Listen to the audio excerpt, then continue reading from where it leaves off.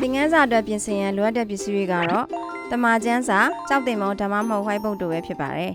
ဒီရှုချမ်းချက်ကတော့ရရှုခန်းကြီးနှင့်ငယ်ဆက်တစ်ဖြစ်ပါတယ်ထိုသတင်းကိုကြားသောအခါအကျွန်ုပ်တို့သည်စိတ်ပြည့်၍တင်တို့ကြောင့်တစုံတယောက်သောသူ၌မြရဲရင်ချင်းတက်တီအလင်းမကြံကျွင်းပါအကြောင်းမူကားတင်တို့၏ဖျားသခင်ထာဝရဘုရားသည်အထက်ကောင်းငင်မုံ၌၎င်းအောက်ရဲ့မြေကြီး၌၎င်းအစိုးရသောဘုရားသခင်ဖြစ်တော်မူ၏ဆရာကအတန်းထဲမှကလေးများကိုသုံးဘွဲ့ခွဲစီပြီးအောက်ပါအတိုင်းကြွေကြမ်းချက်ကိုသုံးစုခဲ့ပါအဖွဲ1ထိုသတင်းကိုကြားသောအခါအကျွန်ုပ်တို့သည်စိတ်ပြည့်၍တင်တို့ကြောင့်တစုံတယောက်သောသူ၌မြရဲရင်ချင်းတက်တီအလင်းမကြံကျွင်းပါဖွဲ2က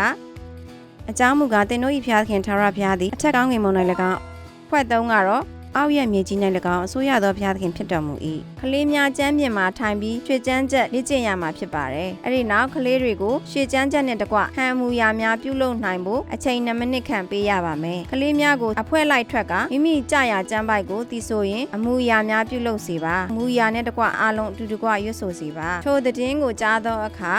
အကျွန်ုပ်တို့သည်စိတ်ပြည့်၍တင်တို့ကြောင့်တစုံတယောက်သောသူ၌မျှရဲရင်ချင်းတတိအလင်းမကြံကျွင်းပါအကြောင်းမူကားတင်တို့၏ဖျားသခင်ထာဝရဘုရားသည်အထက်ကောင်းငင်ဘုံ၌၎င်းအောက်အရက်မြေကြီး၌၎င်းအစိုးရသောဘုရားသခင်ဖြစ်တော်မူ၏ယောရှုခန်းကြီးနှင့်ငယ်17